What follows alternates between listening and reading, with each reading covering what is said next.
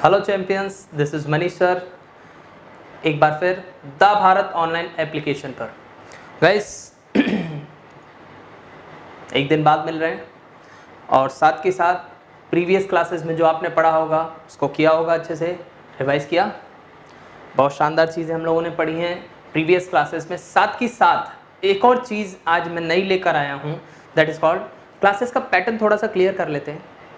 Classes शुरुआत करने से पहले हाँ भाई सब लोग जुड़ते जाएं।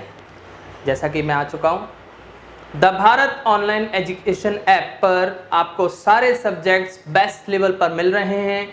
कई लोगों को जिसको इसकी नॉलेज नहीं है, जो केवल इंग्लिश से ही जुड़े हैं या फिर अभी नए जुड़ रहे हैं, मैं आपको बताना चाहूँगा हनु सर की इसी इंग्लिश से पहले आपको मैथ्स की क्लास मिलेगी। साथ के साथ इवनिंग 4 बजे आपको रीजनिंग रेगुलर मिल रही है और इवनिंग 4 बजे के बाद 5:15 बजे से 5:30 बजे से क्या मिल रहा है, जीएस मिल रही है, जिसमें कि सारे सब्जेक्ट्स क्लैरिफाई किए जा रहे हैं। क्योंकि अब टाइम नहीं बचा है, एग्ज़ाम आ चुके हैं, एसएससी ने अपना कैलेंडर निकाल ही दिया है, मैंने कहा जेल पुलिस का आ चुका है। एंड अपकमिंग जो सबसे ज़्यादा काफ़ी स्टूडेंट्स वेट कर रहा था एक एग्ज़ाम के लिए, that is called sub inspector यानी एसआई का भी अब क्या हो गया है, जल्दी ही अपकमिंग आने वाला है। और बैंकिंग के जितने पेंडिंग एग्ज़ाम थे वो सारे अब होने वाले हैं। तो don't waste your time, don't kill your time. केवल और केवल क्या करना है, सीधे सीधे इसी टाइम पर जिस टाइम पर क्लासेस हैं ऑनलाइन आना है, रजिस्टर उठाना है, नोट्स बनाने हैं, प्लस साथ के साथ प्रैक्टिस करना है। सर प्रैक्टिस करें कहाँ से? अभी तक आपने कहा था पीडीएफ होगी, पीडीएफ क्यों नहीं आई? उसका रीज़न अभी तक मैं बेसिक्स पढ़ा रहा था, अभी तक बेसिक्स चल रहा है, जिसमें कि इतने एडवांस क्वेश्चन नहीं है जिसके लिए मैं पीडीएफ प्रोवाइड कर रहा हूँ। लेकिन हाँ, आज के सेशन के बाद आपको पीडीएफ अवेलेबल मिलेगी आपकी the Bharat online education app पर। आप उसको प्रैक्टिस करेंगे, उसके बाद फिर हम लोग क्लास को आगे कैरी ऑन करेंगे। जैसा कि मेरा हर क्लास में हमेशा एक पैटर्न रहता है कि मैं ओवरऑल डेवलपमेंट को लेकर चलता हूँ। सर ओवरऑल डेवलपमेंट कैसा हुआ कि केवल यही नहीं है कि आपको ग्रामर पढ़ाना है। क्यों? उसका रीज़न 3 एरर करेक्शन या 4 एरर करेक्शन आ रहे हैं अगर 25 नंबर में से, out of 25 marks when we have 3 to 4 error corrections, 3 to 4 fill in the blanks. Apart from that, इसके अलावा अगर बात करें तो फिर रिमेनिंग एग्जाम वॉकअप पे डिपेंड होगा, remaining exam idioms and phrases पे डिपेंड होगा, remaining exams one word substitution पर डिपेंड होगा, एज वेल एज साथ के साथ हमारे पैराजम्बल्ड आएंगे, कॉम्प्रीहेंशंस आएंगे। हर एक चीज़ को हम लोगों को ओवरऑल डेवलपमेंट के तौर पर लेना है। जैसा कि मैंने आपको वादा किया था कि सैटरडे संडे या जो एडवांस क्लासेस होंगी उसमें मैं आपको बहुत बॉम्बेस्टिक सी चीज़ें देने वाला हूँ। वो बॉम्बेस्टिक सी चीज़ क्या है? वो बॉम्बेस्टिक सी चीज़ है न्यूज़पेपर आर्टिकल। अभी तक मैंने कहा था एडिटोरियल की क्लास जल्दी होगी। इस सैटरडे को मैं आ रहा हूँ एडिटोरियल लेकर, जो कि अभी तक जिस लेवल पर, जिस डिस्ट्रिक्ट में आप पढ़ रहे हैं उस लेवल पर एडिटोरियल नहीं पढ़ाया गया है और ऑनलाइन एडिटोरियल नहीं पढ़ाया गया। और पढ़ाया गया है तो जिस लेवल से मैं पढ़ाने वाला हूँ, फ्रॉम बेसिक टू प्लिंथ, जैसे मैंने आपसे कहा प्लिंथ टू पैरामाउंट, बेसिक से लेके हाइक तक कहाँ से शुरुआत की जाए न्यूज़पेपर की, कैसे पढ़ा जाए, हर एक चीज़ मैं आपको प्रोवाइड या कराने वाला हूँ। वो आपके अपकमिंग क्लास में होगा। चलिए, तो अब सब लोग जुड़ चुके हैं, आज की क्लास अब शुरू करने लायक हम हो चुके हैं। अब हम आज की क्लास शुरू करते हैं। गाइस, जो लोग आज पहली बार जुड़े हैं चैंपियंस, हाँ, उन सबको नमस्कार और सभी लोगों को मेरा नमस्कार। लेकिन उनका जो छूटा है वो एक छोटा सा पार्ट छूटा है, दैट इज कॉल्ड नाउन, ठीक है।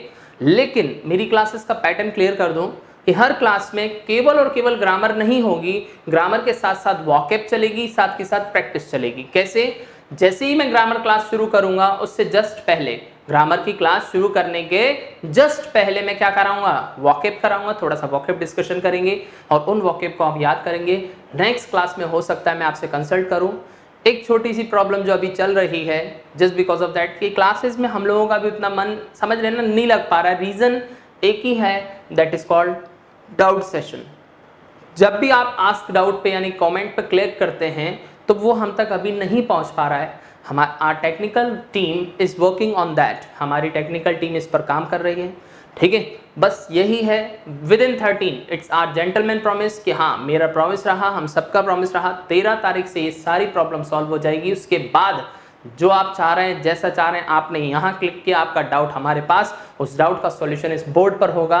जस्ट वेट फॉर 2 और 3 डेज, ठीक है। 13 से सारा सॉल्यूशन हो जाएगा और फिर उसके बाद हम लोग सब अच्छे से करते रहेंगे, ठीक है। तो अब जितने लोगों ने नमस्कार, गुड मॉर्निंग सभी लोगों ने किया है और सब लोग आ चुके हैं, चलिए तो आज की क्लास अब शुरू करते हैं। नाउन शुरू करने से पहले हम लोग बात करते हैं वोकैब के बारे में, यानी मीनिंग्स। तो आज मैंने सोचा जब मीनिंग्स करा ही रहा हूँ तो क्यों ना आपके नाउन्स के हिसाब से कराऊँ, जो नाउन्स में चलती हैं, जो आज तक आपने की हैं। चलिए तो स्टार्टिंग करते हैं आज के सेशन की। अगर मैं आपसे बात करता हूँ वोकैब के सेंस में, हाँ, तो वोकैब के सेंस में अगर बात करता हूँ, कन्फ्यूजिंग नाउन्स, कुछ ऐसे नाउन्स होंगे, कुछ ऐसे मीनिंग्स होंगे जो थोड़े बहुत कन्फ्यूजिंग होंगे आपके लिए। अब उन नाउन्स को कैसे क्लैरिफाई किया जाए वो बात कर लें। कन्फ्यूजिंग नाउन्स में अगर बात करें, एयर का मतलब भी हवा होता है, ब्रीज भी कहीं ना कहीं हवा सुना है, वाइंड भी कहीं ना कहीं हवा सुना है, गेल और स्टॉर्म भी हवा सुना है, लेकिन डिफरेंस क्या है? एग्जामिनर ये नहीं पूछने वाला कि बेसिक से, बहुत बेसिक से पूछे कि शेयर और डिस्ट्रीब्यूट दोनों का मतलब आप सबको मालूम है, शेयर का मतलब भी बांटना होता है और डिस्ट्रीब्यूट का मतलब भी बांटना होता है। लेकिन एक चीज़ आप अपने दिमाग में सोचो, शेयर और डिस्ट्रीब्यूट जब दोनों का मतलब बांटना होता है तो दोनों में डिफरेंस क्या है? This is our exam. अगर हम बात करें शेयर डिस्ट्रीब्यूट, सेकंड क्लास के स्टूडेंट को पता होता है कि दोनों का मतलब क्या होता है, लेकिन इन दोनों में डिफरेंस क्या है? दैट इज आवर एग्जाम, ये हमारा एग्जाम है। वो एग्जाम क्या है? इन दोनों में अंतर तो मैं बताता हूँ। शेयर होता है आपस में बांटना और डिस्ट्रीब्यूट होता है दूसरों को बांटना। मान लीजिए मेरा बर्थडे है, मैंने सभी में चॉकलेट्स बांटी, तो वो मेरा क्या है? डिस्ट्रीब्यूट है। क्या है? डिस्ट्रीब्यूट।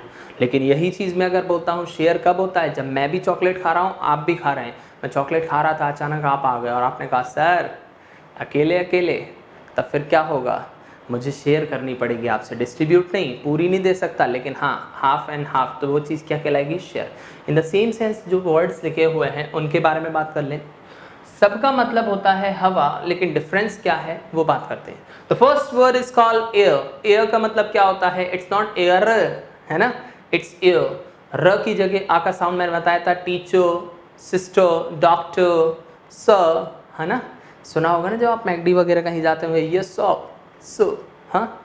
चलिए तो यहाँ पर अगर मैं आपसे बात करता हूँ एयर के बारे में, तो एयर मीन्स होता है हवा, लेकिन एक सामान्य हवा। आप पंखे के नीचे खड़े हैं, हल्की फुल्की हवा आ रही है, अच्छा लग रहा है, ठंडा ठंडे कूल लग रहा है, दैट नॉर्मल सी बात है, नॉर्मल, ना ज़्यादा कूल ना नॉर्मल सी जो हवा होती है वो हमारी एयर कहलाती है। But when we talk about the breeze, जब हम ब्रीज की बात करते हैं तो ब्रीज मीन्स होता है ठंडी हवा का झोंका, समीर, है ना। इस ब्रीज का मतलब क्या होता है? ठंडी हवा के झोंके को हम इंग्लिश में क्या बोलते हैं? ब्रीज बोलते हैं। इससे बेसिस पे क्वेश्चन क्या पूछा गया था? There was a cool breeze in the evening. कल शाम को जब मैं छत पर गया हुआ था तो ठंडी ठंडी हवा का झोंका मेरे ऊपर आ रहा था। तो there was a cool breeze in the evening. छत पर जब मैं था तो शाम के समय ठंडी ठंडी हवा का झोंका आ रहा था। अब जब क्वेश्चन आएगा तो ऐसा आएगा और 3 पार्ट्स में डिवाइड किया जाएगा, first part, second part, third part, और चौथा रहेगा नो एरर। अगर आपको लगता है कोई गलती नहीं है तो बताएं नो एरर, और अगर लगता है गलती है तो जल्दी से बता दीजिए कौन सी गलती है, फर्स्ट, सेकंड, थर्ड, कौन से में नजर आ रही है। तब मैंने चेक किया कि यार यहाँ पे, सॉरी मैंने देयर लिखना था, देयर के साथ वॉज क्यों आया? क्योंकि ब्रीज की बात है, तो यहाँ पे तो कोई गलती नहीं है। There was a cool breeze. Breeze का मतलब क्या बताया मैंने 2 मिनट पहले? ठंडी हवा का झोंका। क्या बताया आपको? ठंडी हवा का झोंका। और कूल का मतलब भी क्या होता है? ठंडा। क्या 2 चीज़ एक साथ चल सकती हैं? एक म्यान में 2 तलवारें रह सकती हैं? एक जंगल में 2 शेर रह सकते हैं? एक क्लास में 2 टीचर रह सकते हैं? नहीं। तो कहने का मतलब यही है कि जब मैं आपसे बात कर रहा हूँ ठंडी हवा का झोंका, तो आप you can not use cool in this sense, ठीक है। But we can also use cool air, we can use, but breeze specific word है तो सबसे पहले बेस्ट ऑप्शन उसी को लिया जाएगा। कई बार एसएससी फंसाने के लिए क्या करती है, जब हमें सेंटेंस इंप्रूवमेंट देती है तो वो कूल एयर भी ऑप्शन देगी और अकेला ब्रीज भी देगी। तो याद रखना, जितना प्रीसाइज होगा, जितना शॉर्ट होगा, जितना सटीक होगा, उसको सबसे बेस्ट प्रेफरेंस दिया जाता है, ना कि इतने लेंथी को। कंडीशन क्लियर सभी को? तो there was a cool breeze हट जाएगा, ब्रीज कूल हट जाएगा, केवल ब्रीज। ऐसे एक्सप्रेशंस कई बार आपको अच्छी किताबें जब पढ़ते हैं तो याद रखना आपको क्या मिलेगा, ये नाम मिलेगा, that is called superfluous expression. आपको एक नाम मिलेगा superfluous expression. Sir superfluous expressions क्या होते हैं? सुपरफ्लुअस एक्सप्रेशन होते हैं आवश्यकता से अधिक शब्दों का प्रयोग, उसी को बोलते हैं सुपरफ्लुअस एक्सप्रेशन। मैं रोज डेली क्लास अटेंड करता हूँ, रोज का मतलब डेली, डेली का मतलब रोज, मतलब क्या है ये? दो बार क्यों यूज किया जा रहा है? मैंने जस्ट अभी चाय पी है, जस्ट का मतलब अभी, और अभी का मतलब अभी होता है। What is this? Bar bar use नहीं करना है, इन्हें कहते हैं सुपरफ्लुअस एक्सप्रेशन, इनको यूज नहीं करना है, ठीक है। चलिए नेक्स्ट वर्ड आता है हमारे पास वाइंड। वाइंड का मतलब होता है तेज सी हवा जो हमें कहीं ना कहीं अफेक्ट करेगी। जब आप बहुत तेजी से गाड़ी चला रहे हैं, ट्रेन के गेट पर खड़े हुए हैं, जब तेजी से हवा से क्या हो रहा है, आपके पूरे बाल पीछे की तरफ जा रहे हैं, हाथ पैर भी हिल रहे हैं पीछे की तरफ, दैट इज कॉल्ड क्या कहलाएगा? ब्रीज कहलाएगा। नेक्स्ट इज गेल। गेल का मतलब ये होता है तूफान। गेल याद कैसे करेंगे? एक प्लेयर तो सुना होगा, क्रिस गेल, बहुत सुंदर सा प्लेयर है कि नहीं है? जब वो क्रिस गेल आता है तो क्या करता है? तूफान मचा देता है। तो गेल का मतलब भी क्या होता है? तूफान। और स्टॉर्म, स्टॉर्म का मतलब भी होता है तूफान, जो बहुत विनाशकारी होते हैं, ठीक है। विनाशकारी जो चीज होगी वो हमारा क्या कहलाएगा? स्टॉर्म। स्पेस, रूम, प्लेस, तीनों का मतलब होता है जगह। इन तीनों का मतलब क्या होता है? जगह। लेकिन डिफरेंस क्या होता है वो मैं बता देता हूं। इसके बेसिस पे भी क्वेश्चन आ चुका है, इसके बेसिस पे क्वेश्चन आ चुका है। मैं एक बेंच पर बैठा हुआ, तुम भी मेरे पास आए और कहते सर जगह बैठना है, ठीक है। मैं क्या कहूँगा? यार बेंच पर और कोई जगह नहीं है। क्या कहूँगा? बेंच पर जगह नहीं है। मैंने कहा there is no place for you on the bench. इस बेंच पर तुम्हारे लिए कोई जगह नहीं है, ठीक है। मैंने इसको भी 3 पार्ट्स में डिवाइड किया और आपसे पूछा बताओ गलती कहाँ है, फर्स्ट में, सेकंड में, थर्ड में। तब आपने देखा कि sir there is no place, कोई जगह नहीं है, फॉर यू, तुम्हारे लिए, ऑन द बेंच, इस बेंच पर। बिल्कुल पढ़ने में तो सही लग रहा है, लेकिन डिफरेंस क्या है? डिफरेंस ये है, प्लेस केवल उस स्थान को बोला जा सकता है जिसका एक नाम हो। प्लेस केवल उस स्थान को बोला जा सकता है जिसका एक नाम हो, ठीक है। जैसे दिल्ली, बॉम्बे, कोई भी चीज़, राजस्थान, ये सब चीज़ें क्या है? प्लेस कहलाएंगे। लेकिन रूम जो होता है वो खाली जगह होती है। जिस जगह पर धरातल से जुड़ी जगह और खाली है उसको रूम बोला जाता है, और जो चीज़ हवा में है वो हमारे लिए स्पेस कहलाता है। यहाँ पर मैं हाथ फैला सकता हूँ, दैट इज़ माई स्पेस। लेकिन जब बेंच पर बैठा हूँ तो वो मेरे लिए स्पेस भी कहला सकता है, लेकिन रूम भी कहला सकता है। बेस्ट कौन सा होगा? रूम होगा। Next is half brother, step brother, cousin और ब्रदरन। सब में डिफरेंस क्या है? ब्रदर से सबका मतलब, इन सब का मतलब लगभग क्या होता है? भाई। लेकिन डिफरेंस क्या है? हाफ ब्रदर होता है कौन? या शायद आपने नहीं सुना हो, सर हाफ ब्रदर तो नहीं सुना, लेकिन एक पिक्चर देखी, हाफ गर्लफ्रेंड, है ना? तो सुन लेते ज़रा क्या है हाफ ब्रदर। क्या होता है? हाफ ब्रदर का मतलब होता है जैसे एक ही पिता या एक ही माता से जन्मा जो पुत्र होता है, उसी को हम इंग्लिश में बोलते हैं हाफ ब्रदर। नहीं समझे? जैसे मैंने कहा जिसका केवल एक पिता हो, एक ही माता हो, उस ऐसे पर्सन्स को हम इंग्लिश में बोलते हैं हाफ ब्रदर कहा जाता है, जो अलग रहते हैं, सेपरेट रहते हैं, ठीक है। स्टेप ब्रदर तो सभी को मालूम है, सौतेले भाई को बोला जाता है। सौतेला भाई होगा तो क्या कहलाएगा? स्टेप ब्रदर कहलाएगा। कजिन, कजिन का मतलब क्या होता है? चचेरा भाई, चचेरी बहन, दोनों के लिए हम किसका यूज करते हैं? कजिन शब्द का यूज करते हैं। जब ये वर्ड एग्जाम में आएगा तो क्वेश्चन होगा क्या? He is my cousin brother, वो मेरा क्या है? कजन भाई है। जब मैं मॉल में कहीं गया हुआ, आप मुझसे मिले, मुझसे पूछते सर ये कौन है, तो मैंने कहा ये मेरा कजन ब्रदर है, जो कि गलत होगा। क्यों? क्योंकि हम लोगों को मालूम है कजिन का मतलब ही चचेरा भाई या चचेरी बहन होता है। We can not use brother with it, इसके साथ कभी भी ब्रदर शब्द नहीं आ सकता। ये हमारे कई एग्जाम्स में पूछा गया है कि कजन के साथ ब्रदर और सिस्टर नहीं आता। You cannot say that he is my cousin brother. You will always say he is my cousin. Clear सभी को? अब मेरे से, मैं जब क्लास में पढ़ा रहा, इसी स्टूडेंट खड़ा हो गया, सर कजन ब्रदर, अगर ब्रदर नहीं लिखा तो पता कैसे पड़ेगा कि लड़का है कि लड़की है? कजन तो लड़का भी हो सकता है, लड़की भी हो सकती है। मैंने कहा भाई कि अगर कजन है, अगर लड़का है तो उसका नाम दीपक है तो लड़का है, दीपिका है तो लड़की है। कहता नहीं सर अगर नाम भी नहीं दिया हो तो। फिर मैंने कहा भाई एक काम करो, अगर उसमें ही इज़ माई कज़न लिखा है तो ही से समझ जाना लड़का है, और शी इज़ माई कज़न लिखा है तो शी से समझ जाना लड़की है। वो फिर खड़ा हो गया, कहता है कि सर अगर ही और शी भी नहीं लिखा हो तो क्या करेंगे? फिर मैंने मजबूरी में कहना पड़ा, बाल लंबे हों तो लड़की होगी, बाल छोटे हों तो लड़का होगा। तब फिर वो सेटिस्फाई हुआ। चलिए आ जाए देखें कज़न। हाँ, ब्रदरन डिफरेंस है, ब्रदर और ब्रदरन में डिफरेंस है। ब्रदर मीन्स होता है एक ही परिवार के लोग, मेरे पापा मम्मी और मैं और मेरी फैमिली, वो ब्रदर्स की कैटेगरी में हैं, मेरे भाई वगैरह। लेकिन मेरे ताऊ जी, ताई जी, चाचा जी वगैरह जो हैं वो मेरे कज़न की कैटेगरी में लेके आएंगे।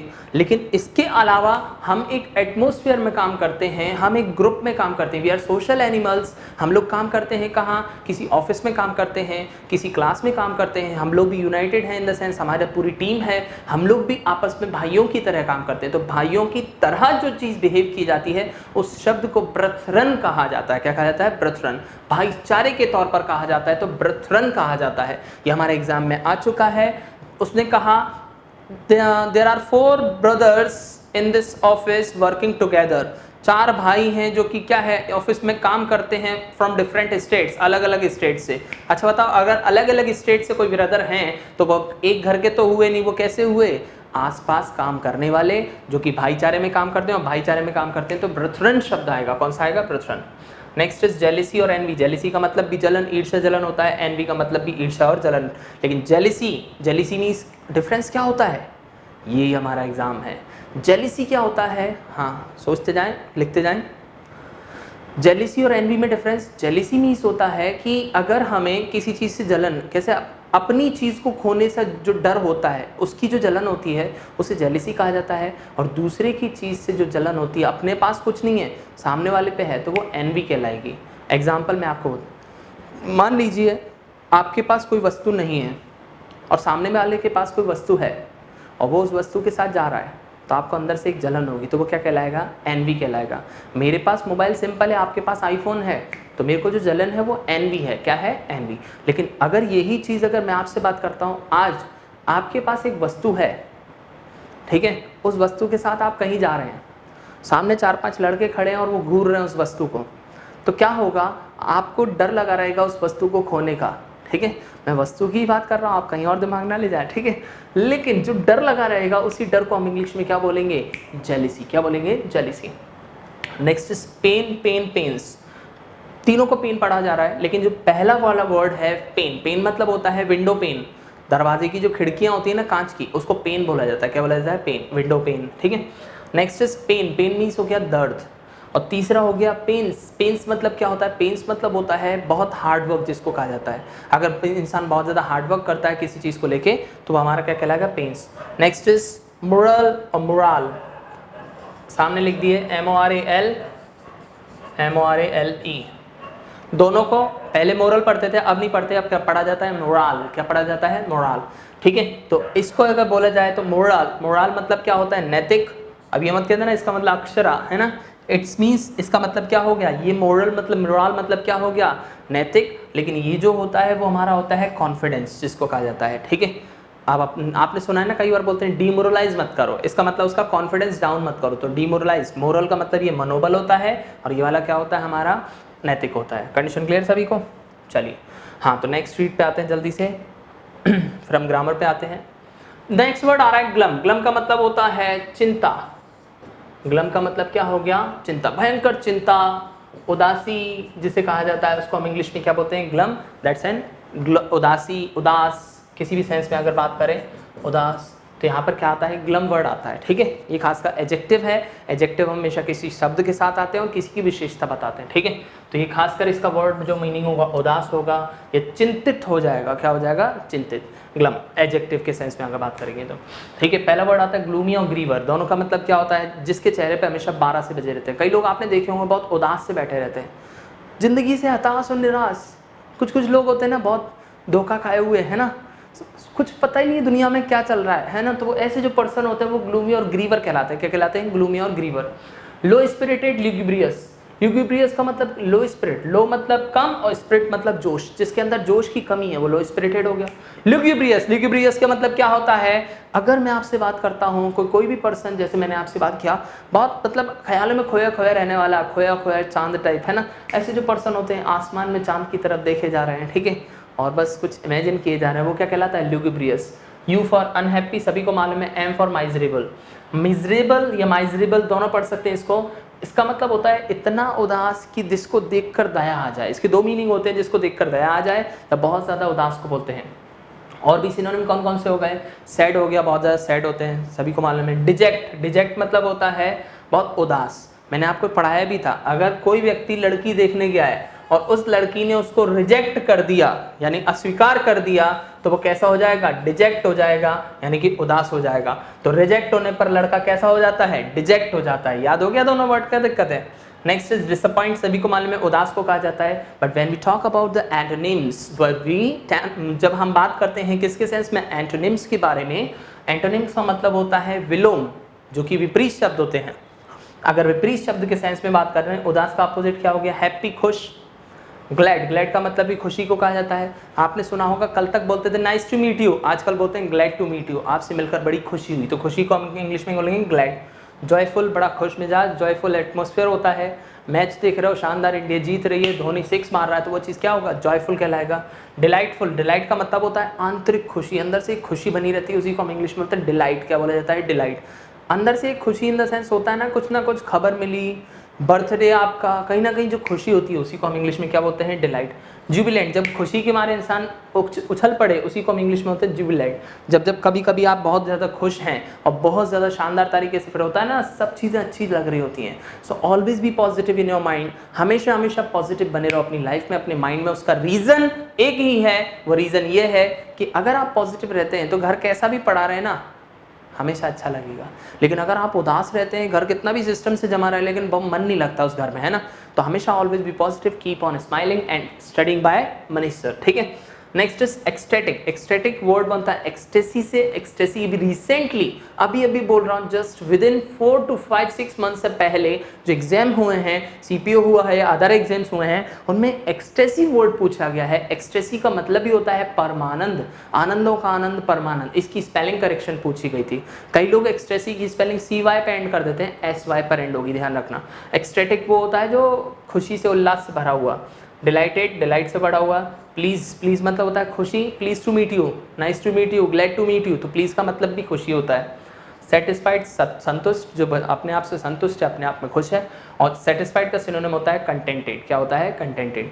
ये थे आज के वर्ड्स। कल इन सारे वर्ड्स से रिलेटेड कुछ ना कुछ मैं आपसे क्लास के बीच में पूछता जाऊंगा। उम्मीद करता हूँ कि सबके सब याद करेंगे, सबको विद्या रानी का समय कल याद करके लेके आएंगे, ठीक है। चलिए तो गाइस आज की क्लास, हाँ नेक्स्ट पे बात करते हैं हमारा बहुत हो गया ये वाला सेशन। अब बात करते हैं किसके सेंस में? हमारी पढ़ाई के सेंस। पढ़ाई इन द सेंस कैसे? वॉकेब मैंने की, नाउन्स, कंफ्यूजिंग नाउन्स डिस्कस किए, वॉकेब की शॉर्ट ट्रिक्स डिस्कस की। Now we are just talking about noun. Those persons who are having the first class, ठीक है, जो लोग आज पहली क्लास ले रहे हैं, I am just talking to them what is noun. Noun is a naming word. It may be the name of any living as well as non-living object. Noun एक शब्द होता है या एक नाम होता है जो किसी व्यक्ति के लिए, वस्तु के लिए या किसी सजीव या निर्जीव हर चीज के लिए आता है, उसी को हम इंग्लिश में नाउन बोलते हैं। तो नाउन हो गया क्लियर, ये हमने प्रीवियस क्लासेस में किया है। अब यहाँ से हमारी एक्चुअल क्लास शुरू होती है। नाउन में हम लोगों ने किया प्रॉपर नाउन। प्रॉपर कौन सा होता है? जो हमारा एक ऐसा नाम होता है जो केवल उसी के लिए यूज कर सकते हैं जिसके लिए वो बना है। My name is Manish. Manish sir, आप केवल मनीष सर को बोल सकते हैं, हर एक टीचर को नहीं बोल सकते। That is called proper noun. दूसरा होता है काउंटेबल, जिसको गिना जा सकता है। और काउंटेबल में पहला कॉमन नाउन जो समान रूप से सबके साथ आता है। दूसरा आता है कलेक्टिव नाउन, जिसको समूहवाचक संज्ञा बोलते हैं, कलेक्टिव नाउन। आज की क्लास यहीं से शुरू होनी है, डोंट वेस्ट द टाइम। चलिए स्टार्ट करते हैं यहाँ से। हाँ, when we talk about the collective noun, कल मैंने डिस्कस किया था, आज हम उसके बारे में डिस्कस कर रहे हैं। कलेक्टिव नाउन के बारे में बात करते हैं तो दो तरीके से कलेक्टिव नाउन समूह आता है। या तो हमारा होगा कॉम्पैक्ट वे में, यानी सटीक तरीके से, and another way is called supportive way, दूसरे के साथ आने वाला। कंडीशन क्लियर सभी को? कल हमने इससे रिलेटेड एग्जाम्पल भी किए थे, आज छोटा सा इसका डिस्कशन चल रहा है। कलेक्टिव नाउन अगर हमारे पास अकेला आता है, कलेक्टिव नाउन अगर हमारे पास अकेला आता है तो कलेक्टिव नाउन के साथ आने वाली जो वर्ब होगी वो या तो हमारे लिए सिंगुलर वर्ब होगी या फिर हमारे लिए प्लूरल वर्ब होगी। कल जिन लोगों ने पढ़ा है कमेंट में बताएंगे जरा कि सिंगुलर कब होता है और प्लूरल कब आता है। समूहवाचक संज्ञा जब जब आती है तो उसके साथ आने वाली वर्ब सिंगुलर भी होती है तो प्लूरल भी होती है, लेकिन दोनों में से कब होती है? when they work unanimously। Unanimously को हिंदी में बोलते हैं एक मत। जब एकजुट होकर एक मत होकर काम किया जाता है तो वर्ब सिंगुलर आती है। But when we talk about the differentiations as well as distributions या फिर अलग अलग के सेंस में बात की जाती है तो वर्ब प्लूरल आती है। ये हम डिस्कस कर चुके हैं, इसी की बेसिस कंसेप्ट आने वाला है, ध्यान रखें। सर एग्जाम्पल दोगे कैसे?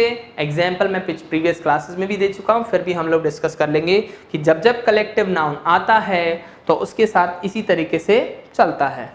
सर एग्जाम्पल मैं दोबारा बोलता हूं, एकजुट काम दिखेगा तो वर्ब सिंगुलर लगाएंगे, अलग अलग काम दिखेगा तो वर्ब प्लूरल लगाएंगे, लेकिन दोनों में डिफरेंस क्या होगा और कैसे कैसे आएगा, चलिए मैं बात करता हूं, ठीक है। अच्छा एक बात बताओ, एक मैच चल रहा है और मैच में जो है audience was oblique were dressed in a variety of ways। ध्यान से पढ़ो और बताओ यहां पर आपके हिसाब से वर्ब सिंगुलर आएगी कि प्लूरल। अब क्वेश्चन पढ़ के अंदाजा आपको लगाना है कि यहां पर जो काम हो रहा है वो एकजुट हो रहा है कि अलग अलग हो रहा है। दिखाई दे रहा है सभी लोगों को? हाँ गाइस, पढ़ते जाएं जल्दी जल्दी, क्वेश्चन को सोचो।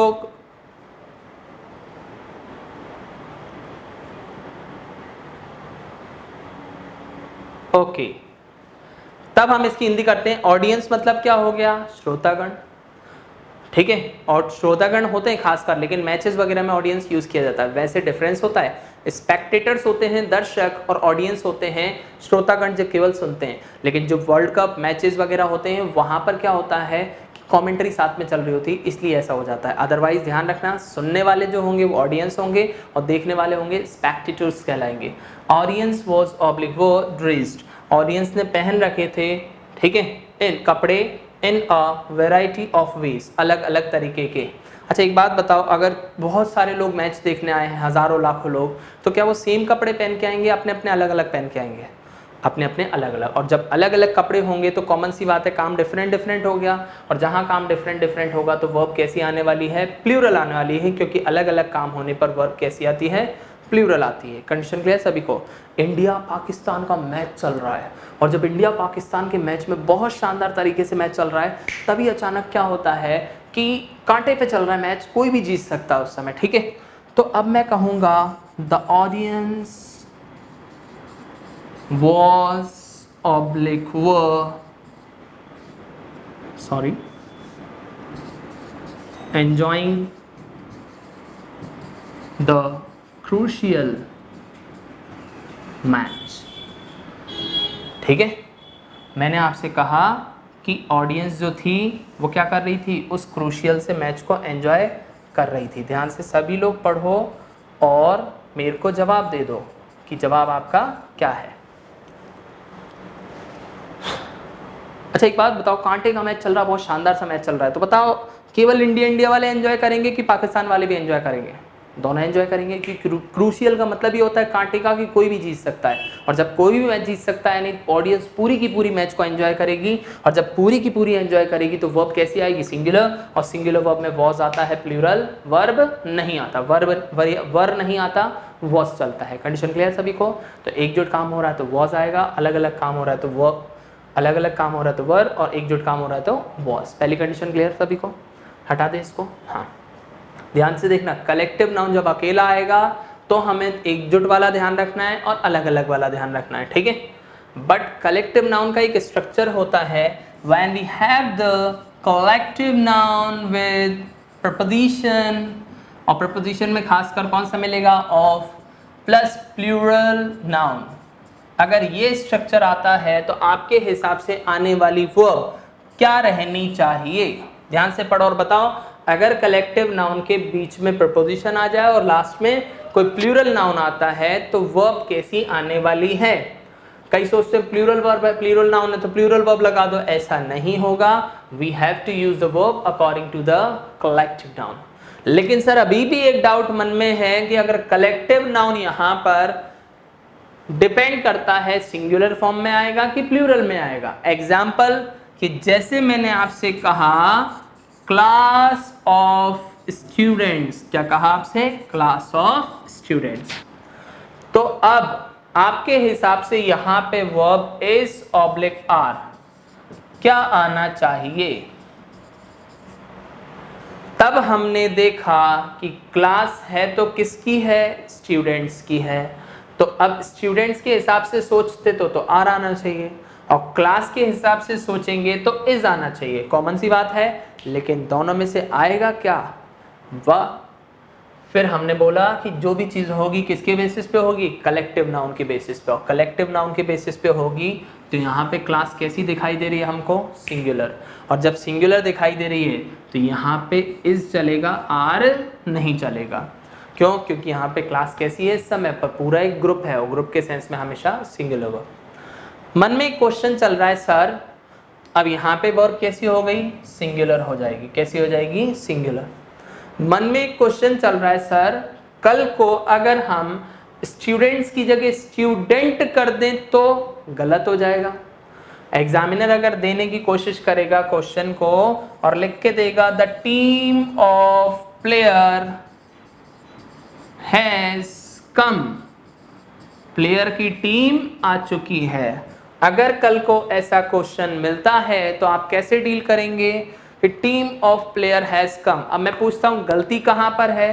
तब आपने देखा कि सर टीम मतलब क्या हो गया? पूरा ग्रुप हो गया, और ग्रुप बनेगा तो किससे बनेगा? प्लेयर से बनेगा। लेकिन एक बात बताओ, केवल एक खिलाड़ी टीम बनाएगा कि एक से ज्यादा? एक से ज्यादा। और कॉमन सी बात है, जब एक से ज्यादा टीम बनाएंगे तो ये अपने आप में कैसे होने चाहिए? प्लूरल हो सकते हैं, क्योंकि ग्रुप तब बनता है जब एक से ज्यादा की बात हो। तब हमें इस मजबूरी है, इस प्लेयर को हटाना होगा। इस प्लेयर की जगह क्या लाना होगा? प्लेयर्स लाना होगा। क्या लाना होगा? प्लेयर्स। क्यों लाना होगा? क्योंकि जब प्लूरल नाउन होगा तभी तो उसको ग्रुप में बनाओगे। सर हमारा दिमाग ही उल्टा चलता है, हम प्लेयर्स में तो सोच ही नहीं रहे हैं, हम तो सोच रहे हैं टीम का टीम्स कर दें तो क्या दिक्कत है? वो भी कॉमन सी बात है। अच्छा एक बात बताओ, ग्रुप बनता कब है? ग्रुप बनता कब है? जब कई सारे अलग अलग चीजों को जोड़कर बनाया जाए तभी तो ग्रुप बनता है। जब कई सारी चीजें अलग अलग हैं उनको जोड़कर बनाया जाए तभी तो ग्रुप बनता है। इन द सेम सेंस कई सारे प्लेयर्स मिलकर क्या बना रहे हैं? टीम बना रहे हैं। अब आप सोच रहे हो कि जब इसका ग्रुप बनाया है इस ग्रुप में भी एस लगा दो। कैसे? ग्रुप तो एक होगा ना, सबको मिलाकर एक बनाया। ये 5 उंगलियां मुट्ठी बना दी तो मुट्ठी तो सिंगुलर मानी जाएगी ना, और 5 उंगलियां प्लूरल मानी जाएंगी। इन द सेम सेंस प्लेयर्स को हमेशा प्लूरल रखना होगा, और टीम का क्या करना है? टीम को हमेशा टीम रखना होगा। टीम्स लिख दिया तो गलत हो जाएगा, क्लासेस लिख दिया तो गलत हो जाएगा। किसी भी कलेक्टिव नाउन को जब पीछे नाउन लाया जाएगा प्लूरल नाउन, उसके साथ अगर प्लूरल बना दिया तो भी गलत माना जाएगा। ध्यान रखें इस बात को। कंडीशन क्लियर सभी को? सर हमने कभी कभी टीम्स शब्द सुना है, क्लासेस शब्द सुना है, उसका क्या होगा? तो उसका भी बता देता हूं। जब क्लासेस टीम्स इसके साथ में तो नहीं आएगा, इन सब के साथ में तो नहीं आएगा, लेकिन अगर क्लासेस और टीम आ भी जाता है तो वो क्लासेस और टीम फिर ग्रुप नहीं रहेगा। ग्रुप तो एकजुट होता है, ठीक है? फिर वो क्या बन जाएगा? Common noun. अगर जैसे जो बेसिक एग्जाम्स तैयारी कर रहे हैं, सीटेट वगैरह, जैसे मैंने आपसे बात किया, उसमें पूछ लेते हैं कि क्लासेस कौन सा नाउन है, तो सब लोग यही सोचते हैं क्लास तो कलेक्टिव नाउन होगा। क्लास कलेक्टिव है, लेकिन क्लासेस कॉमन नाउन में कंसीडर किया जाता है, क्योंकि वो ग्रुप नहीं है, कई सारी क्लासेस की बात की जा रही है। कंडीशन क्लियर सभी को? चलिए, तो यहाँ पर ये थे क्वेश्चंस, इनके बारे में बात की थी हम लोगों ने। कोई डाउट किसी को इतने में? आगे बढ़ जाए। हाँ, तो these are the sessions that have been made for you. Collective noun का बात खत्म होती है यहाँ पर। Next we are just talking about, पढ़ के दिखाओ मेरे को तो सबसे पहले। हाँ भाई दादा पढ़ो। कई लोग पढ़ रहे हैं अनकाउंटेबल नाउन सर जी, ठीक है? अनकाउंटेबल नहीं, इट्स अनकाउंटेबल। क्या पढ़ा जाएगा? अनकाउंटेबल। ल की जगह ओ का साउंड दिया जाता है, it's not L, it's O. People नहीं, पीपो। In the same sense uncountable नहीं, अनकाउंटेबल। कंडीशन क्लियर सभी को? डन। चलिए, तो when we talk about the uncountable noun, so there are two nouns. The first one is called abstract noun and second one is called material noun. क्या कहलाता है? Abstract as well as material noun. Okay. When we talk about the abstract noun, किसकी बात कर रहे हैं हम लोग? Abstract noun की बात कर रहे हैं। तो abstract noun क्या होता है? ऐसा noun जो feelings का बोध कराता है, ठीक है? ऐसे nouns जो feelings का बोध कराते हैं, we can say that name of feelings, भावनाओं का बोध कराने वाले जो शब्द होते हैं एब्स्ट्रैक्ट नाउन कहलाते हैं। It's not abstract, it's abstract, ठीक है। नेम ऑफ फीलिंग्स, भावनाओं यानी कि भावनाओं का फीलिंग्स का बोध कराने वाले जो शब्द होंगे एब्स्ट्रैक्ट नाउन कहलाते हैं। कंडीशन क्लियर सभी को? भाववाचक संज्ञा बचपन से पढ़ रखा है। चलिए बात कर लेते हैं इसके बारे में। हाँ, कुछ नहीं किया हमने, केवल एग्जाम्पल दिए। अच्छा एक बात बताओ, फीलिंग सर ऐसे कैसे पता पड़ेगा किसी भी शब्द में फीलिंग है कि नहीं है? बताता हूँ मैं आपको। अच्छा एक बात बताओ, मैंने लिखा बॉय, कोई फीलिंग है? बोलते जाओ, सोचते जाओ, नहीं है ना। मैंने लिखा पेन, कोई फीलिंग है? नहीं है। मैंने लिख दिया लव, फीलिंग है? कई तो कह रहे हैं बहुत ज़्यादा फीलिंग है सर, ओह माय गॉड, ठीक है। Control, control Majnu control. इधर देखो, love, love is a feeling, so we can not consider pain as well as boy in the abstract noun when we have the option love, ठीक है। ऐसे शब्द अपने आप से दिख जाएंगे कि फीलिंग दर्शा रहे हैं, उन्हीं को हम इंग्लिश में बोलते हैं एब्स्ट्रैक्ट नाउन, भाववाचक संज्ञा। When we talk about love, प्यार, ठीक है। यही चीज़ अगर मैं आपसे बात करता हूँ, क्या ये क्या है? एब्स्ट्रैक्ट नाउन है, फीलिंग्स है, ठीक है। लव के बाद क्या आता है? हेट आता है। हेट मतलब क्या होगी? घृणा। अगली स्टेज से यही है ना, ठीक है। फिर मैंने कहा क्या, जब इंसान घृणा करेगा फिर बहुत ज़्यादा उदास सा हो जाएगा। उदास है तो क्या हो जाएगा? सैड हो गया, ठीक है। लेकिन सैड एक एडजेक्टिव होता है, अगर आपको इसको नाउन बनाना है तो क्या बनाना होगा? सैडनेस बनाना होगा, डिजेक्टेड बनाना होगा। अभी अभी हमने पढ़े थे, डिजेक्टेड हो जाएगा तो हो जाएगा, ठीक है। तो यहाँ पर अगर मैं आपसे बात करता हूँ, ये सब हमारी फीलिंग्स के नाम है। क्या है? फीलिंग्स के नाम। सर एक क्वेश्चन बनता है माइंड में कि ये फीलिंग्स के नाम जो हैं एब्स्ट्रैक्ट नाउन है, वो कैसे नाउन है? सिंगुलर है, प्लूरल है कि अनकाउंटेबल है? यानी गिने जा सकते हैं? नहीं। 2 मिनट पहले बोले थे अनकाउंटेबल होते हैं, एक गिने नहीं जा सकते। अच्छा, जो चीज़ गिनी नहीं जा सकती, क्या आप उसको एक बोल सकते हो? नहीं बोल सकते। इन द सेम सेंस लव, क्यों भाई प्यार गिना जा सकता है क्या? हाँ, नहीं गिना जा सकता। गिना जा सकता। प्यार गिन के होता है क्या? नहीं ना, एक ही बार होता है। कई तो कह रहे सर हमें तो कई बार हुआ है। हाँ चलिए, तो मैंने कहा लव, लव नहीं गिना जा सकता, तो we can not say that a love. गलत हो जाएगा अगर आपने बोला। अगर कल को कोई लड़का बोल देता है हे I am in a love, मैं प्यार में हूँ, ठीक है, विद यू, फिर चाटा भी खाता है, ठीक है।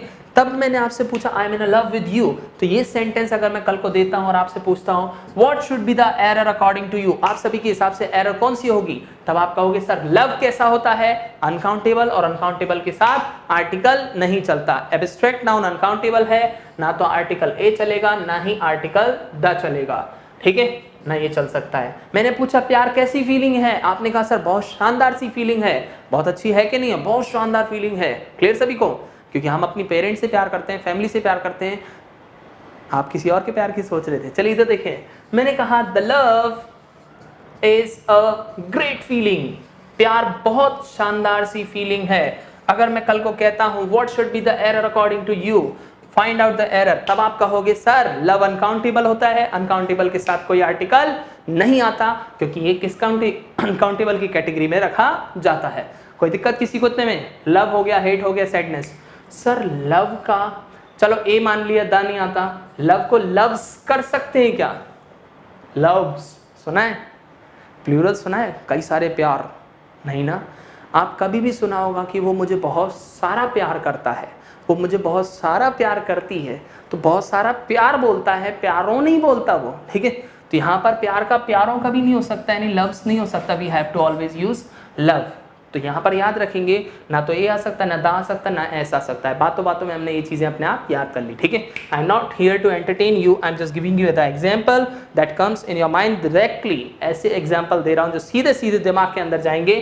तो ये थे फीलिंग्स के नाम, लेकिन एडवांस एग्जाम्पल्स की बात करते हैं। ये तो बच्चों वाले एग्जाम्पल हो गए जो हम बचपन से पढ़ते आ रहे थे, जिसमें ए अंधा नहीं लग रहा, ऐसे यस नहीं लग रहा। अगर लग गया तो गलती होगी, ठीक है। अब बात करते हैं किसके सेंस में? एडवांस एग्जाम्पल्स के सेंस में। एडवांस एग्जाम्पल कौन से हो गए? लव हो गया, हेट हो गया। अभी अभी हमने किया था जेलिसी। कौन सा वर्ड किया था? जेलिसी। दूसरा वर्ड हमने किया एनवी। अभी 2 सेकंड पहले किया, इसलिए रिपीट कर रहा हूँ कि याद हो जाए। जेलिसी और एनवी में डिफरेंस जल्दी जल्दी कमेंट कमेंट कमेंट कमेंट जल्दी जल्दी। हाँ, जेलिसी एनवी। हाँ, जेलिसी मीन्स क्या होता है? जेलिसी मीन्स होता है अगर आप अपनी चीज खोने के डर से किसी चीज से जलन रखते हैं तो वो जेलिसी है। और एनवी मतलब जो चीज आपके पास नहीं है किसी और के पास है, तो उसके लिए क्या आता है, एनवी आता है। नेक्स्ट वर्ड, लेकिन अगर हम बात करते हैं हाँ ये हो गया। नेक्स्ट बात अगर मैं आपसे बात करता हूँ और कौन सा, एक्सटेसी। याद रखना स्पेलिंग में एस वाई आता है, कई लोग सी वाई लिखते हैं। एक्सटेसी, एक्सटेसी का मतलब होता है परमानंद, कहलाता है बहुत ज्यादा खुशी भरा। एक वर्ड आता है ब्लिस, ब्लिस का मतलब होता है आत्मीय खुशी। अभी अभी रिसेंटली एग्जाम में पूछा था एसएससी ने, क्या पूछा था एसएससी में, वर्ड दिया ब्लिस, ब्लिस का सिनोनिम आपको ढूंढना था। ब्लिस का सिनोनिम उसने दिया, क्या नाम था, एक्सोनरेट। ऑप्शन दिए थे उसने, एक्सोनरेट, ग्लैडनेस, डिजेक्टेड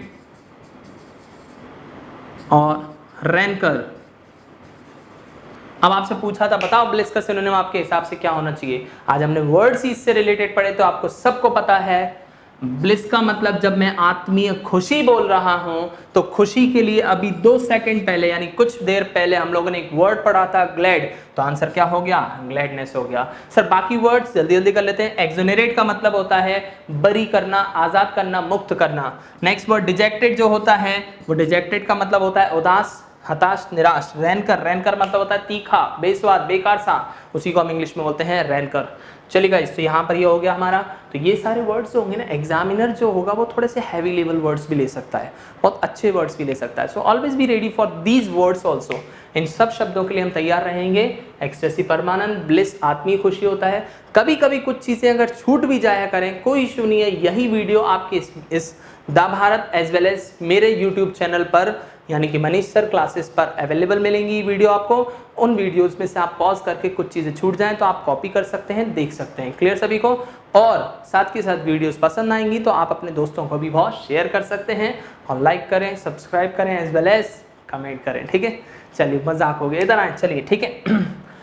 नेक्स्ट मैंने आपसे कहा, हाँ एब्स्ट्रैक्ट नाउन के बारे में बात कर रहे थे। एब्स्ट्रैक्ट नाउन की सेंस में अगर बात की जाए तो ये हमेशा हमेशा किसके सेंस में आता है, केवल फीलिंग्स के नाम के लिए आता है। ठीक है सर, एग्जाम में क्वेश्चन कैसे आएगा, एग्जाम में क्वेश्चन कर लेते हैं, कोई इशू नहीं है। अगर मैं आपसे बात कर रहा हूँ एब्स्ट्रैक्ट नाउन के सेंस में, तो एब्स्ट्रैक्ट नाउन के सेंस में क्वेश्चन कैसे आएगा हाँ, जैसे मैंने आपसे कहा, क्या इस दुनिया में बहुत सारा प्यार है, फैक्ट है बिल्कुल, ठीक है। सॉरी, मैंने कहा there is lots of loves in the world. एक बहुत महान व्यक्ति ने कहा है love is in the air, प्यार हर जगह है। इन द एयर का मतलब होता है हर जगह, ठीक है। Love is in the air but unfortunately air is polluted, लेकिन एयर पॉल्यूटेड हो चुकी है। चलिए आप इधर आ जाए, there is lots of loves in the world, इस दुनिया में बहुत सारा प्यार है। क्या आपको इस सेंटेंस में कोई गलती नजर आ रही है? तब आपने देखा कि सर जब बहुत सारा है तो कॉमन सी बात है प्लूरल होना चाहिए, और जब प्लूरल होना चाहिए तो लव का क्या हो जाना चाहिए, लव्स। लेकिन 2 सेकंड पहले हमने क्या पढ़ा, लव अनकाउंटेबल है and uncountable nouns can not be used, uncountable noun can not be used in plural sense, we have to use love. Sir एक क्वेश्चन था कि जब बहुत सारा है तो बहुत सारा शब्द, कई लोगों को डाउट रहता है कि वो सोचते हैं बहुत सारा हमेशा प्लूरल के लिए होता है। लॉट्स ऑफ जो शब्द है, अलॉट ऑफ जो शब्द है, प्लूरल में भी आता है तो अनकाउंटेबल में भी आता है, दोनों चीज़ों में आता है। अगर अनकाउंटेबल में आएगा तो उसको सिंगुलर फॉर्म में रखना, प्लूरल में आएगा तो ये, जैसे लॉट्स ऑफ लव है तो ये अनकाउंटेबल के लिए आ रहा है तो इसमें एस मत लगाना। लेकिन अगर मैं बोलता हूँ लॉट्स ऑफ बॉय तो गलत हो जाएगा, क्योंकि हम इसको गिन सकते हैं और लॉट्स ऑफ बहुत सारे हो गए, बॉय का क्या हो जाएगा, बॉयज हो जाएगा। गाइस क्लियर है सभी को? क्लियर के all clear? All clear, clear मतलब समझ में आ गया, और क्लियर, ऑल क्लियर मतलब पूरा ऊपर से गया। अब सोचो क्लियर के ऑल क्लियर। हाँ, तो there is lots of loves ना होते वो क्या जाएगा, there is lots of love. ठीक है, मैंने कहा हर बिजनेस में, एवरी बिजनेस नीड्स, हर एक बिजनेस को जरूरत होती है किसकी, सिंसियरिटी की। किसकी होती है, sincerity. Every business needs sincerity, ठीक है, ऑल द टाइम, पूरे के पूरे टाइम। जहां आपने फोकस बंद किया, इधर उधर किया, आपकी पर्सनल प्रॉब्लम थी, डजेंट मैटर, आप पीछे आ जाएंगे।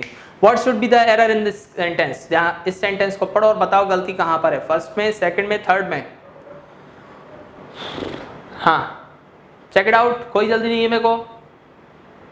तब आपने कहा सर एक बात बताओ, बिजनेस के साथ तो चलो सही है, बिजनेस इस समय सिंगुलर है तो नीड्स में एस बनता है, क्योंकि अगर सिंगुलर सब्जेक्ट होता है तो मेन वर्ब में क्या लगता है, एस या ईएस। तो नीड्स में भी कोई गलती नहीं है।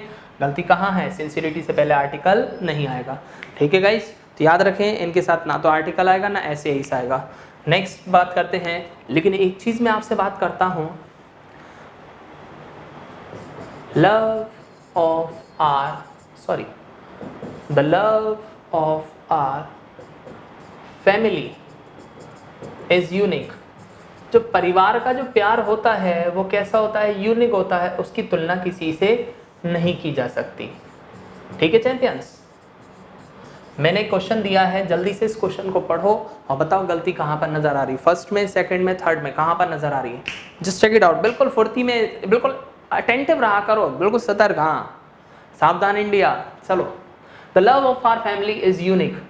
तब आपने देखा कि सर अभी आपने 2 सेकंड पहले बार बार एक ही बात बोली, लव से पहले दा नहीं आएगा, लव से पहले दा नहीं आएगा, तो गलती यहां पर मानी जा रही है, लेकिन गलती है नो एरर, कोई गलती नहीं है। रीजन क्या है इसका, रीजन एक छोटा सा है, क्या कि अगर मैं आपसे बात कर रहा हूं लव अनकाउंटेबल होता है, उसके साथ ए अंदा नहीं आता, एस एस नहीं आता, लेकिन एक कंडीशन बनती है। वो कंडीशन क्या है, कंडीशन ये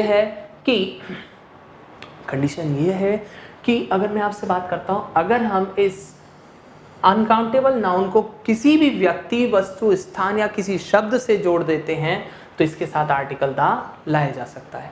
कल तक मैंने बोला love is a great feeling, love is a great feeling, तो क्या यहां पे मैंने लव को किसी से जोड़ा है, नहीं जोड़ा। जब नहीं जोड़ा तो आप इसके साथ आर्टिकल दा नहीं ला सकते। लेकिन अगर मैं इसके सेंस में बात कर, लव है तो कहाँ का है, फैमिली का।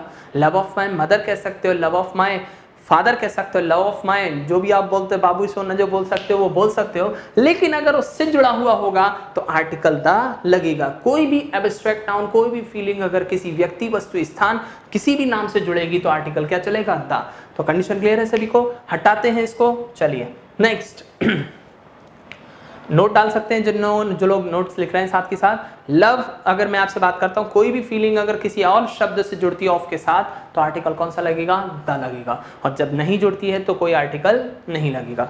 यहाँ पे हमारा एब्स्ट्रैक्ट नाउन के सेंस में बात करते हैं तो इनके साथ आर्टिकल आ सकता है। नाम पढ़ो जल्दी जल्दी, कौन सा नाउन है, मटेरियल। मटेरियल नहीं पढ़ा जाता, इसको पढ़ा जाता है मटीरियल नाउन। क्या पढ़ा जाता है, material noun. When we talk about the material noun, so it is the substance of anything that has been made by anything that is any substance is called material noun। कोई भी चीज जिस वस्तु से बनी है उस अंश को हम मटेरियल नाउन बोलते हैं। जिस अंश से बनी है उस अंश को मटेरियल नाउन। जैसे मार्कर किससे बना है, प्लास्टिक। प्लास्टिक क्या है, मटेरियल। मैंने शर्ट पहनी है, कॉटन। कॉटन क्या है, मटेरियल। हर एक चीज दुनिया की क्या है, मटेरियल है। आपके सिर के बाल, आपके दांत, आपकी स्किन, हर एक चीज मटेरियल है। उसी को हम इंग्लिश में बोलते हैं मटेरियल नाउन कहते हैं। क्लियर। चलिए, जब नाम से पता पड़ रहा है मटेरियल, डेफिनेशन सिंपल सी बोल दी मैंने, किसी भी वस्तु को बनाने और चलाने में जिस अंश का यूज करते हैं, किसी भी वस्तु को बनाने और चलाने में जिस अंश का यूज करते हैं मटेरियल नाउन कहलाएगा। The substance of anything is called material noun. कौन कौन सा हो सकता है सर, कुछ भी हो सकता है। पहला वर्ड मैंने आपके सामने लिख दिया प्लास्टिक, बिल्कुल हो सकता है। ठीक है सर, और कौन सा हो गया, लकड़ी से कोई चीज बनी है तो वुड हो जाएगा सर। और क्या हो गया, कोई भी चीज जो आपने शर्ट पहन रखी, किससे पहन रखी है, कॉटन की पहन रखी, कॉटन क्या हो गया, मटेरियल हो गया। हर एक चीज क्या है हमारी, मटेरियल नाउन होती है। और मटेरियल नाउन, हाँ क्लियर सभी को। आयरन एंड ऑल, हर एक चीज, गोल्ड, सिल्वर, हर एक चीज क्या है, मटेरियल है। ठीक है। इवन द पेंट, एक एग्जाम था पेंट का, पेंट्स कर दिया। पेंट एक मटेरियल है जो कि वो वॉल पर क्या होगा, पुट किया जाएगा, तो वो चीज क्या है, मटेरियल नाउन। मटेरियल में कभी एस नहीं लगता। सर एक क्वेश्चन बनता है कि सर हम मटेरियल में वाटर ऐसा कर सकते हैं, नहीं कर सकते क्योंकि अनकाउंटेबल है। सर हम इसके साथ वाटर का वाटर्स कर सकते हैं, नहीं कर सकते, मटेरियल नाउन है। सर हम द वाटर कर सकते हैं, मैंने कहा बिल्कुल नहीं कर सकते क्योंकि अनकाउंटेबल नाउन है। अकेला वाटर चलेगा, क्या चलेगा, अकेला वाटर। सर एक एग्जांपल हो जाए। चलिए, हर चीज का नोट लिखवाने की जरूरत नहीं है, मैंने बता दिया। ए एन द नहीं लगेगा, एस या एस नहीं लगेगा, बस उससे ज्यादा जानने की जरूरत नहीं है। ठीक है। मेरे को प्यास लग रही, मैंने कहा आई नीड अ वाटर, मुझे थोड़ा सा पानी चाहिए। ठीक है। और आपसे पूछा गलती बताओ कहाँ है, फर्स्ट सेकंड थर्ड कहाँ पर नजर आ रही है, तब आपने कहा यार मुझे पानी की जरूरत है, तो पानी तो गिना ही नहीं जा सकता, गिना नहीं जा सकता तो कोई आर्टिकल नहीं आएगा। कंडीशन क्लियर सभी को? आई नीड अ वाटर ना चलते हुए आई नीड वाटर हो जाएगा। ठीक है, मैंने एक शानदार सा फर्नीचर बनवाया, आपने कहा सर फर्नीचर तो अच्छा लग रहा है, तो मैंने कहा this furniture is made of woods. किससे बना है? लकड़ियों से बना हुआ है। किससे बना है? लकड़ियों से। पढ़ो सेंटेंस को, बताओ गलती कहाँ है। तब आपने कहा सर लकड़ियों से बना है, लेकिन लकड़ी क्या हो गया? मटेरियल, और मटेरियल नाउन में कभी ऐसे ईएस नहीं आएगा, तो क्या हो जाएगा? वुड हो जाएगा। Very good, you are intelligent. ठीक है, फिर मैंने कहा एक क्वेश्चन अभी एसएससी ने जो दिया था उसके बारे में बात कर लेते हैं। This house is built of stones. ये जो घर है पत्थरों का बना हुआ है। अच्छा बताओ, घर जब पत्थरों का बना हुआ है तो पत्थर क्या हुआ? मटेरियल, और मटेरियल नाउन के बाद कभी भी ऐसे यस नहीं, we have to use stone in this place. कोई दिक्कत किसी को इतने में? मैंने आपसे कहा जब जब हम बात करते हैं स्टोन्स, स्टोन्स क्या हुआ? उसका मटेरियल हुआ, और मटेरियल में कभी ऐसे यस नहीं लग सकता। लेकिन एक क्वेश्चन जब मैं आपसे बात करता हूं, मान लीजिए आप गांव में बैठे हैं, कुएं किनारे पर किसी का इंतजार कर रहे हैं, लेकिन वो देर से आया, तो आप क्या करेंगे? पत्थर कुएं में फेंकते जाएंगे, टाइम पास करेंगे। तो मैंने कहा ही थ्रू, उसने फेंके थे some stone as well as stones in the well या इनटू द वेल, क्योंकि अंदर बाहर से अंदर जाएंगे तो इनटू चलेगा। हाँ, स्टोन आएगा कि स्टोन्स आएगा? आराम से पढ़ें। तब आपने कहा सर मटेरियल तो अनकाउंटेबल होता है, अनकाउंटेबल में एस या ईएस नहीं लगती, हटा देते हैं स्टोन्स का। तब मैं कहूंगा आंसर क्या होगा? स्टोन्स ही होगा। सर ऐसा क्यों होगा स्टोन्स? उसका एक ही रीजन होगा कि जब उसने पत्थर फेंके तो मटेरियल दो तरीके से यूज किया जाता है, एक तो जुड़ा होगा, एक अलग हो जाएगा। जब तक जुड़ा होगा तब तक वो हमेशा बिना एस के आएगा, और जब वो अलग हो जाएगा तो आप उसमें एस भी लगा सकते हैं, ए एन दा भी लगा सकते हैं, कुछ भी कर सकते हैं, सिंगुलर भी कर सकते हैं, प्लूरल भी कर सकते हैं। सर एक एग्जाम्पल दो। अच्छा, घर पत्थरों से बना है तो पत्थर उसमें जुड़े हैं तो उसमें एस नहीं लगेगा, ठीक है, क्योंकि वो जुड़ा है। लेकिन यही चीज अगर मैं आपसे बात करता हूं, ही थ्रू सम स्टोन्स, उसने कुछ पत्थर फेंके तो अलग है तो उसको मैंने कहा हमारे सिर के बाल, there are lots of hair on our head. जब तक हमारे बाल जुड़े हैं तब तक हम क्या कहेंगे? हेयर बोलेंगे, क्योंकि वो जुड़े हैं। जब आप नहाते वक्त 4-5 बाल झड़ गए, और जब 4-5 बाल झड़ गए तो आप क्या कहोगे? देयर आर आज तो यार 4-5 बाल झड़ गए मतलब क्या हुआ? अलग हो गए, और अलग हो गए तो क्या हो जाएगा? हेयर्स। मतलब उसको क्या नाम था? 4-5 है तो हेयर्स कर सकते हैं, और सिंगुलर है तो ए और एन लगा सकते हैं। ठीक है सर, एग्जाम्पल समझ में आया? जैसे मैंने आपसे कहा, क्या एग्जामिनर के हिसाब से क्वेश्चन मैंने लिख दिया, there is a hair in my hot tea. मैंने जो गरम गरम चाय मंगाई थी उसमें एक बाल है, गरम गरम चाय में एक बाल है। What should be the error according to you? ध्यान से पढ़ो।